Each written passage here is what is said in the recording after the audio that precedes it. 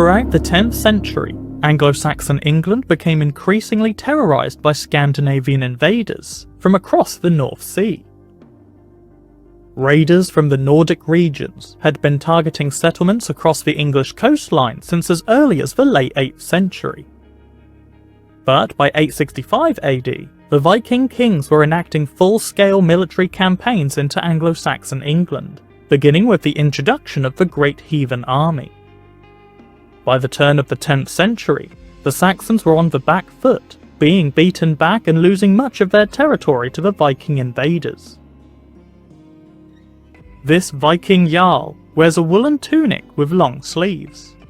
Secondly, an undertunic is worn, named as such because it is worn under the next component, the mail. Gambesons weren't a thing during the early medieval period. All the padding that soldiers needed was a tunic, and these were only slightly thicker than regular clothing. Next, the mail hauberk is worn. As previously mentioned in other arming videos, the main requirement of mail was to prevent slashing attacks which could otherwise deeply cut the flesh and leave potentially fatal injuries. Blunt force trauma could cause bruising or internal bleeding, but had a much lower chance to kill a soldier. Slashing attacks, on the other hand, would be very likely to lead to death, so mail shirts were in great demand. Mail was, of course, very expensive during the Viking Age, so only richer warriors could afford it. Likewise, swords were also exceedingly expensive, requiring great skill from experienced smiths.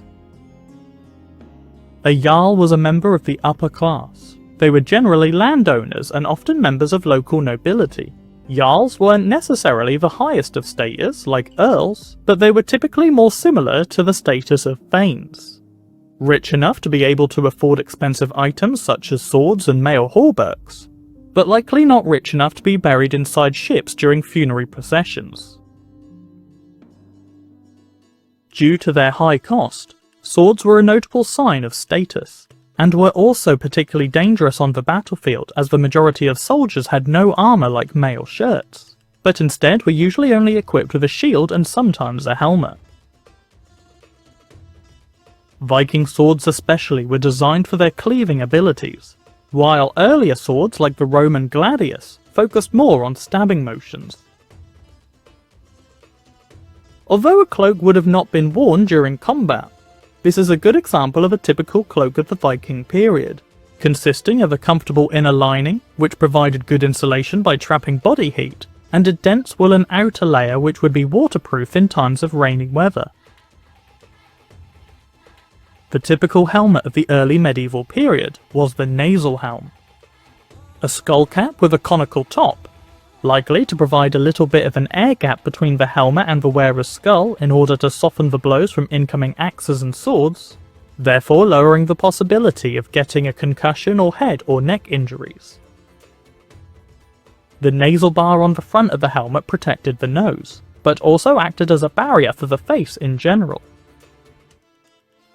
The classic round shield is universal during the Viking period, and was used for over 5 centuries by most Western European soldiers.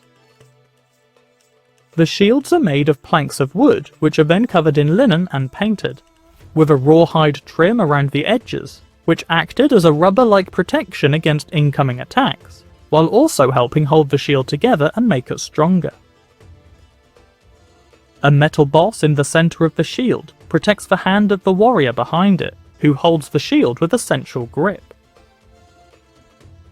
One of the most famous battlefield tactics during this time was the shield wall, where each soldier would interlock their shields together to provide a very strong line of defence.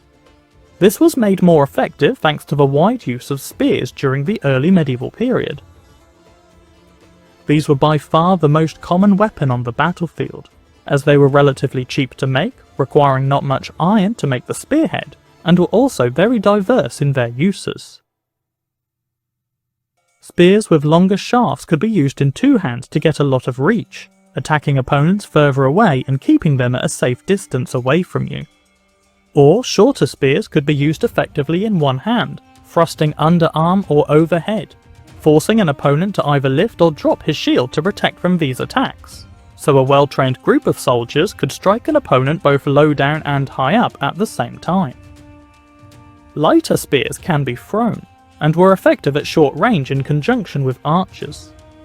Archers would shoot their arrows to rain down on the opponent, just as the other soldiers, sometimes named javelineers or peltasts, would launch lighter spears straight into the enemy ranks.